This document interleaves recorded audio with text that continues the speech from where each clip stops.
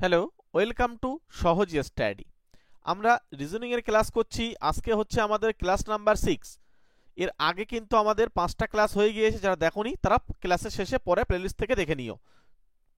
চলো, সবার প্রথম যে কোশ্চেনটা আছে সেটা আমরা দেখব। কি বলছে, একটি কোড ভাষায় K double N K P double V M হিসাবে লেখা হয়, তাহলে পি ই এ এল কে এর জন্য কি কোড ব্যবহার করা হবে? আমরা এই রিজনিং করার জন্য তোমাদেরকে আমি একটা ছকের সাহায্য নিতে বলবো, এবং এই ছকটা আমি তোমাদেরকে আগের রিজনিংগুলো ক্লাসেও বলেছিলাম, খুব গুরুত্বপূর্ণ তোমাদের রিজনিংগুলো করার জন্য। এই এ থেকে শুরু করে এখানে এম পর্যন্ত লিখবে, তার ঠিক নিচেই এন থেকে শুরু করে আবার এখানে জেড পর্যন্ত লিখবে। ঠিক আছে, তোমরা তোমাদের খাতায় এইভাবে লিখে নেবে, তাহলে দেখবে রিজনিংগুলো করতে খুব সুবিধা হবে। চলো আমরা এখানে দেখি কে, এই কে চলে যাচ্ছে কোথায়? পি তে। তাহলে আমরা দেখব কে কোথায় আছে আমার। এই যে কে, তাহলে চলে গেল এখানে পি, তার মানে নিচে এখানে চলে আসলো। চলে এসো এরপরে ই, ই কোথায় যাচ্ছে? ভিতে। দেখো ই এখানে আছে, তার নিচেই ভি আছে। দেখেছো এই ছকটা কেমন কাজে লাগছে? তাহলে ই পরেরটা আবার দেখো ভিতে যাচ্ছে, তাহলে এখানেই রয়েছে, কোনো অসুবিধা নেই। এবার এন, এন কোথায় আছে? এন এইখানে। দেখো হয়েছে কি এম, তার মানে এখান থেকে জাস্ট উপরে যে সংখ্যাটা আছে, মানে উপরে যে অক্ষরটা আছে সেটা হচ্ছে।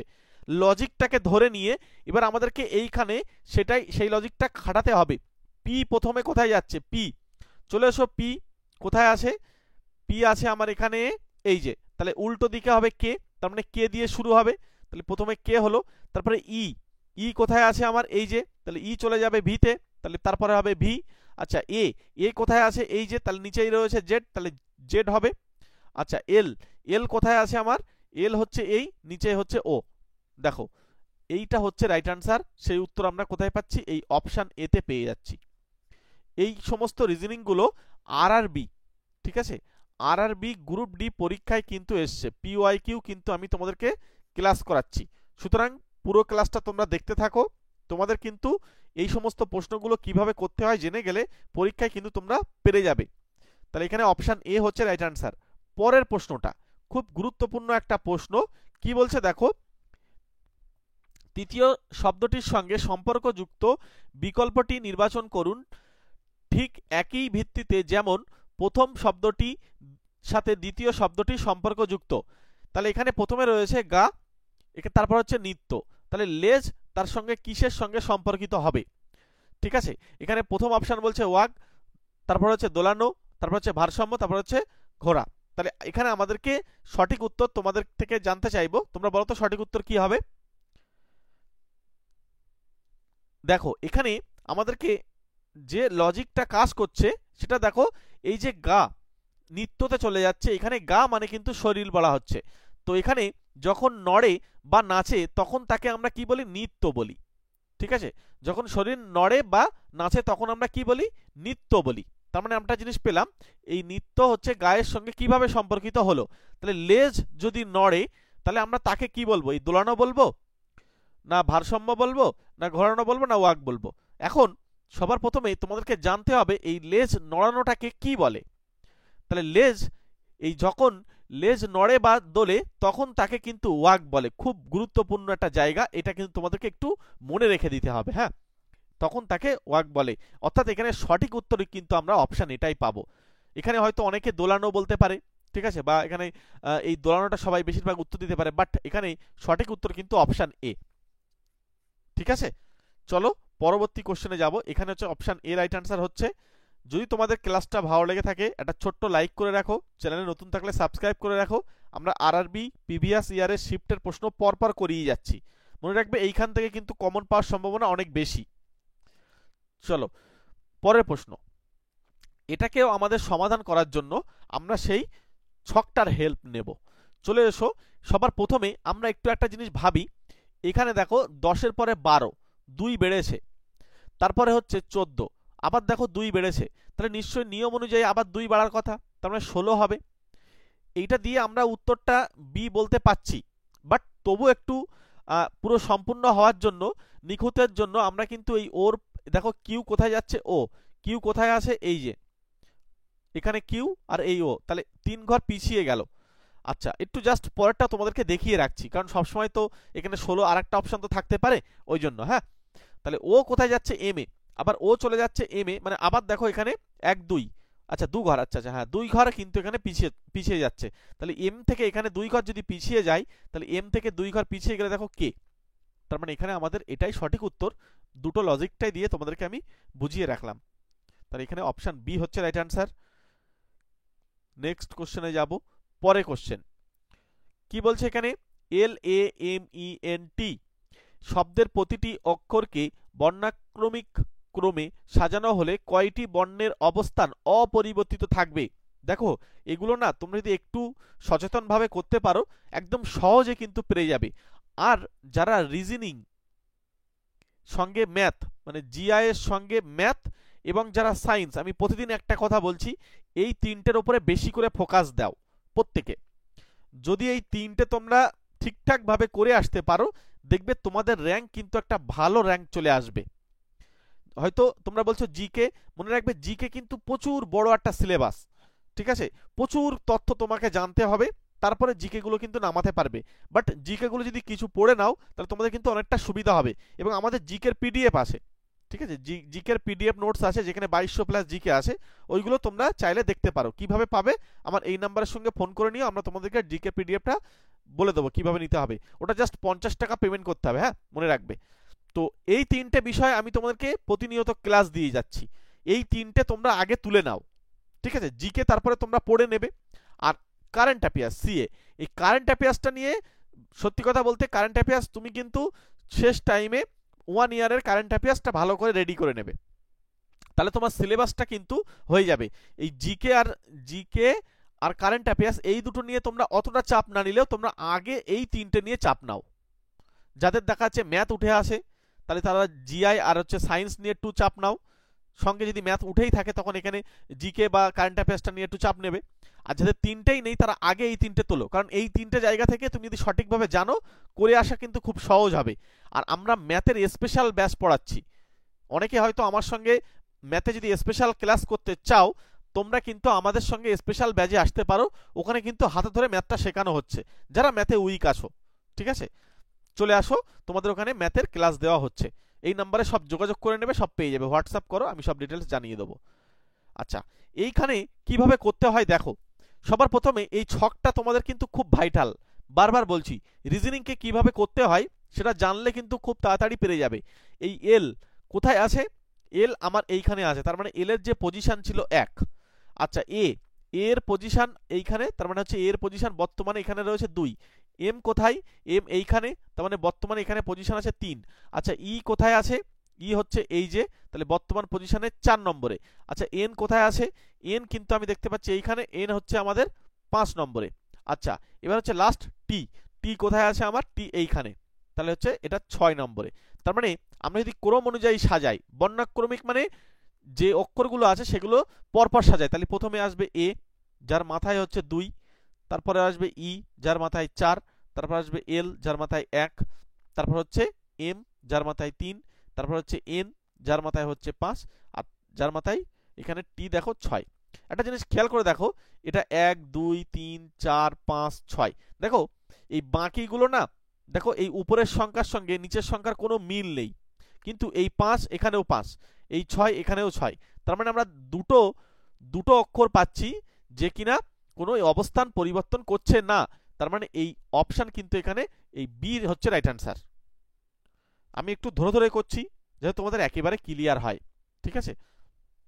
চলো এখন হাতে সময় আছে আমাদের, যেহেতু পরীক্ষার এখন অনেকটা সময় আছে, ওই জন্য ধরে ধরে করি, যখন পরীক্ষার আগে চলে আসবে তখন আমরা বেশি করে প্র্যাকটিস সেট করব এবং দ্রুত করব। এবং এই সঙ্গে তোমরা কোন বই পড়বে, ঠিক আছে, টার্গেট হচ্ছে আরআরবি, এনটিপিসি, এএলপি, আরপিএফ এবং গ্রুপ ডি। যদি তোমার টার্গেট হয়ে থাকে এই সমস্ত পরীক্ষাগুলো, তাহলে তোমার জন্য কোন বই সুইটেবল হবে, সবচেয়ে ভালো যে বই তার লিঙ্ক ভিডিও ডেসক্রিপশন বক্সের একদম প্রথমে দেওয়া রয়েছে, ওখান থেকে লিঙ্কটা থেকে ক্লিক করলে তোমাদেরকে ফ্লিপকার্টে নিয়ে যাবে, ফ্লিপকার্ট থেকে তোমরা কিন্তু দেখে নিতে পারবে কোন বই তোমাদের জন্য সবচেয়ে ভালো হবে, সেই বইগুলো মেনশন করে আমি ওখানে রেখে দিয়েছি। চলো আমরা পরের স্লাইডে চলে যাব।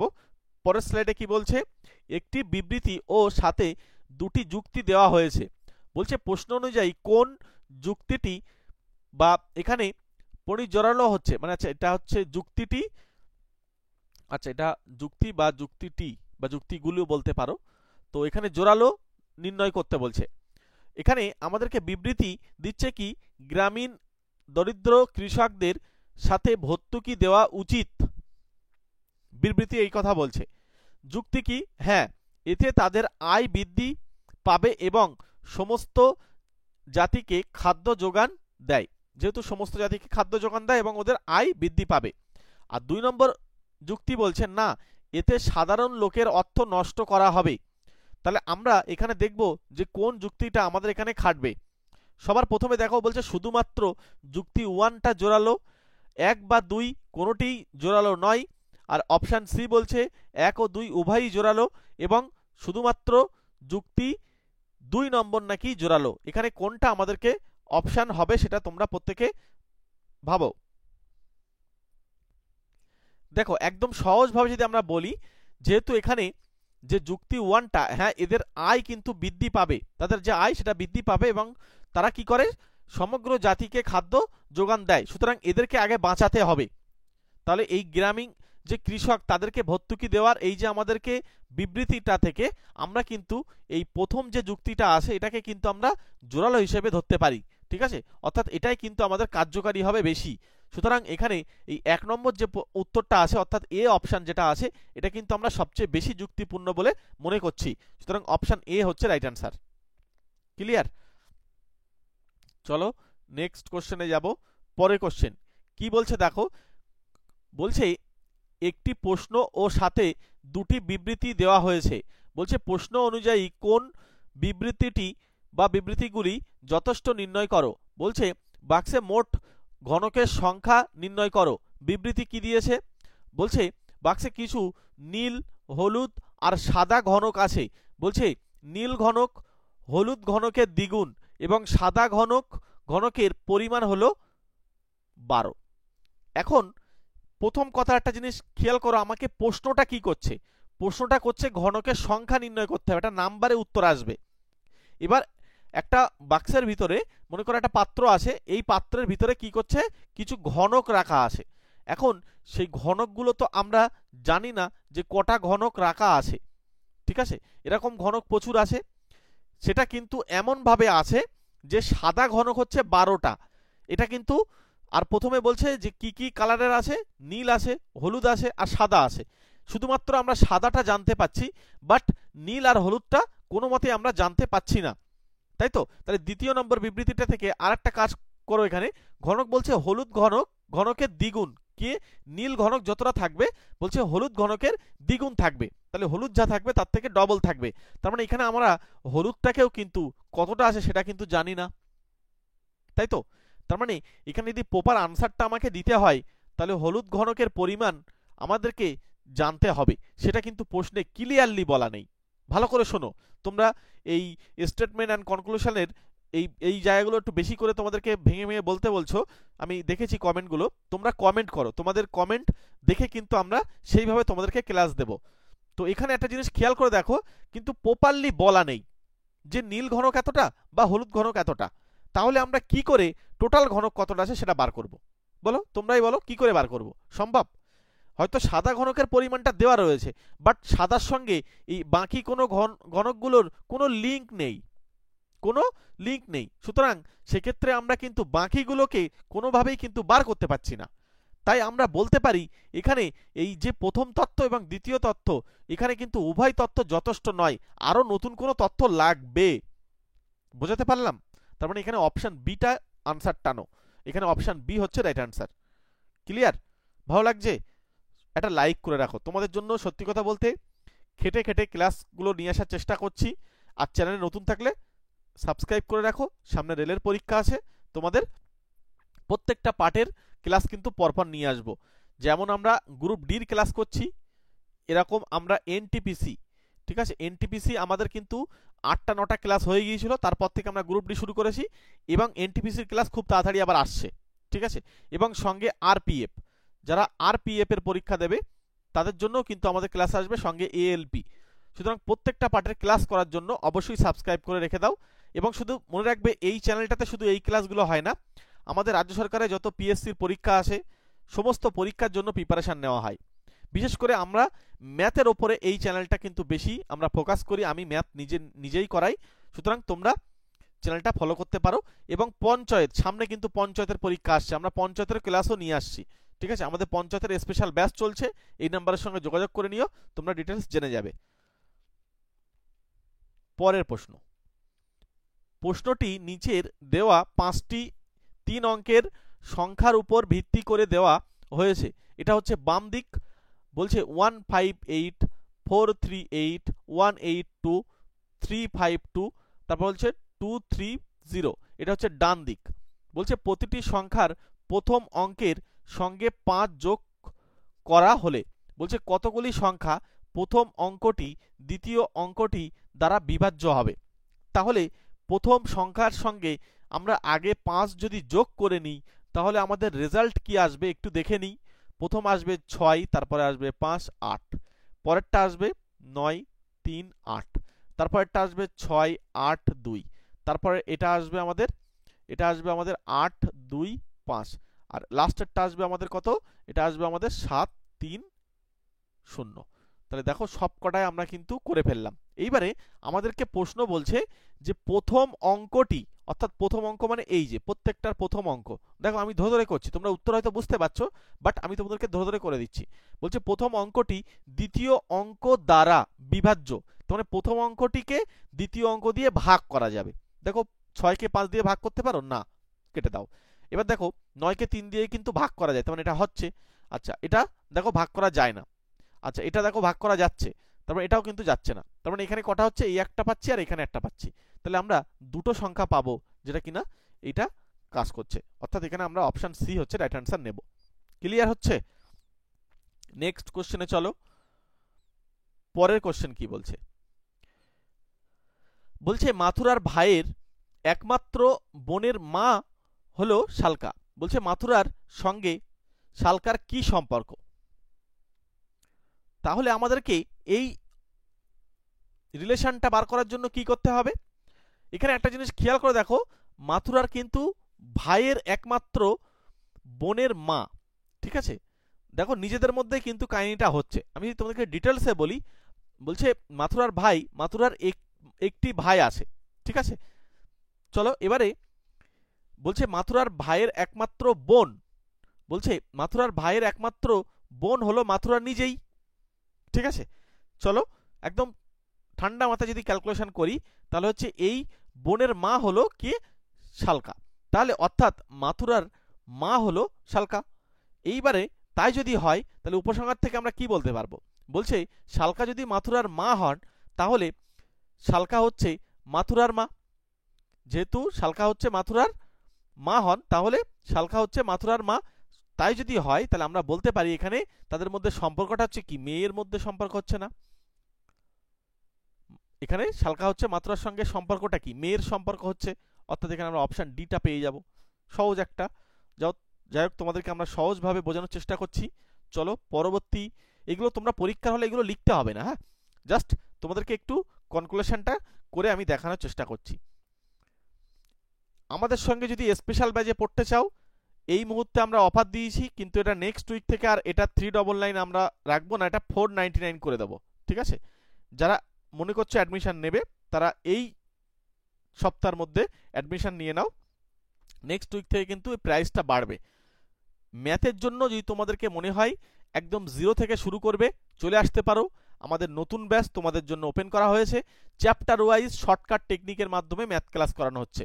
3 মাসে ম্যাথ ক্লাস করতে পারবে মাত্র 399 পেমেন্ট করলে, ঠিক আছে? এই নাম্বারের সঙ্গে যোগাযোগ করে নাও, বা এই নাম্বারে ফোনপে পেটিএম করে আমাকে হোয়াটসঅ্যাপ করে পাঠিয়ে দাও। তবে অনেকে তোমরা ফোনপে পেটিএম করছো, নামটা লিখছো না, তোমরা নামটা লিখে পাঠাবে, তাহলে আমাকে গ্রুপে অ্যাড করতে সুবিধা হবে, ঠিক আছে? আমাদের স্পেশাল গ্রুপ আছে, সেই সমস্ত গ্রুপে তোমাদের যুক্ত করব। এবং মনে রাখবে ওখানে গুগল মিটে কিন্তু আমরা ক্লাস দেব, গুগল মিটে ক্লাস হবে, সপ্তাহে 2টো করে ক্লাস হবে, এটা হচ্ছে অ্যারিথমেটিক ব্যাচ, মনে রাখবে। আর রেকর্ডিং ক্লাসের সুবিধা থাকবে, এবং সঙ্গে সবচেয়ে বড় কথা হচ্ছে পিডিএফ, ক্লাসের যে পিডিএফ নোটস সেটাও পেয়ে যাবে। সুতরাং পরে তোমরা প্র্যাকটিস করতে পারবে। যদি কেউ ক্লাস মিস করে তার জন্য রেকর্ড ক্লাস থাকবে, কোনো অসুবিধা নেই। ওই ক্লাসগুলো কিন্তু ইউটিউবে থাকে না, ওগুলো কিন্তু আমরা স্পেশাল ব্যাচের জন্য লক করে রাখি। পরের প্রশ্ন বলছে প্রীতমের একমাত্র বোনের বাবা হলো রাজ। রাজ প্রীতমের মায়ের কে? তাহলে এখানে আমাদেরকে সমাধানটা করি। প্রীতমের একমাত্র বোন, প্রীতমের একটি বোন আছে, এই বোনের বাবা হলো রাজ, অর্থাৎ রাজ প্রীতমের বোনের বাবা। ঠিক, যদি রাজ প্রীতমের বোনের বাবা হন তবে তিনি প্রীতমেরও বাবা হবে। সুতরাং এখানে সম্পর্কটা এবার আমাদেরকে কি আনতে বলছে বলতো? এখন প্রশ্ন হলো রাজ প্রীতমের মায়ের কে, তাহলে মায়ের কে হবে? স্বামী হবে। তাহলে এখানে কিন্তু আমাদের এখানে সঠিক উত্তর হচ্ছে অপশন সি। অপশন সি হচ্ছে রাইট অ্যান্সার। ঠিক আছে, চলো পরবর্তী কোশ্চেনে যাব। পরের কোশ্চেন কি বলছে, নিচে দেওয়া বিবৃতি ভালো করে পড়ুন ও নির্ণয় করুন কোন পূর্ব ধারণার এই বিবৃতির সন্নিহিত রয়েছে। বলছে বিবৃতি কি বলছে, ডাক্তাররা আজকাল রাতে খাবারে ভাত খাওয়ার পরামর্শ দিচ্ছেন। তাহলে ডাক্তাররা কি করছে? রাত্রে ভাত খাওয়ার পরামর্শ দিচ্ছেন। এবার বলছে পূর্ব ধারণা এটা। এবার কি বলছে, আমাদের গভীর রাতে খাবারে কি বলছে, টক্সিন উৎপন্ন হয় কারণ খাবার অনেক দিন হজম হয় না। আর 2 নম্বরে কি বলছে, বলছে ভাত দ্রুত হজম হয়। তাহলে এখানে আমাদেরকে ডাক্তাররা যেহেতু পরামর্শ দিচ্ছেন রাত্রে ভাত খাওয়ার পরামর্শ দিচ্ছেন, তাহলে এখানে একটা জিনিস মনে রাখবে যে এই রাতের খাবারে টক্সিন উৎপন্ন হয়, এটা কিন্তু ভুল কথা। তাহলে এই ভাত দ্রুত কিন্তু হজম হয়ে যায়, এটাই কিন্তু আমাদের এখানে সঠিক আনসার হবে। ঠিক আছে, চলো আমরা ইন ডিটেলসে যদি জানি তাহলে এখানে আমরা পরের পেজে দেখে নেব। বলছে ডাক্তাররা আজকাল রাতের খাবারে ভাত খাওয়ার পরামর্শ দিচ্ছেন, এটি বোঝায় যে ভাত খাওয়া শরীরের জন্য উপকারী বা সহজে হজমযোগ্য বলে মনে করা হচ্ছে। বলছে প্রত্যেকটি পূর্বধারণা যাচাই। বলছে গভীর রাতের খাবারে টক্সিন উৎপন্ন হয় কারণ খাবার অনেক দিন হজম হয় না। বিবৃতিটিতে টক্সিন উৎপন্ন হওয়ার কোনো উল্লেখই নেই, এটা কিন্তু আমাদের বলেই দেয়নি, তা এটি একটি পূর্বধারণা সঠিক নয়, এটা কিন্তু আমরা বলতে পাচ্ছি। তারপর বলছে ভাত দ্রুত হজম হয়। যদি ডাক্তাররা রাতের খাবারে ভাত খেতে বলেন তাহলে এটি ধরে নেওয়া যায় যে যে ভাত সহজে হজমযোগ্য বলে আমরা মনে করি। আচ্ছা, এখানে বলছে এই সন্নিহিত ধারণার পূর্ব ধারণা কি বলছে, তাহলে আমাদের সঠিক উত্তর হচ্ছে এই অপশন ডি, অর্থাৎ এখানে কেবল 2 নম্বরটাই কিন্তু সঠিক হবে, অর্থাৎ তাড়াতাড়ি হজম হওয়ার যে বিষয়টা সেটা কিন্তু এখানে থাকছে। পরের কোশ্চেন বন্ধুরা, তোমাদেরকে এটা HW ছেড়ে দিলাম, তোমরা এটার উত্তর আমাকে কমেন্ট বক্সে জানাবে। ঠিক আছে, এটা কেমন এর আনসার হবে সেটা তোমরা প্রত্যেকে আমাকে কমেন্ট করে জানাবে। চলো তাহলে আজকে আমরা ক্লাসটা এখানেই শেষ করছি। প্রত্যেককে থ্যাংক ইউ। তার আগে বলছি তোমরা যে বইটা পড়বে সেই বইয়ের কিন্তু লিঙ্ক আমরা ভিডিও ডেসক্রিপশন বক্সে দিয়ে রেখেছি, ওখান থেকে একবার জাস্ট ভিজিট করে আসো। ঠিক আছে, চলো প্রত্যেককে থ্যাংক ইউ। প্রত্যেকে ভালো থেকো, সুস্থ থেকো, অল দ্য বেস্ট।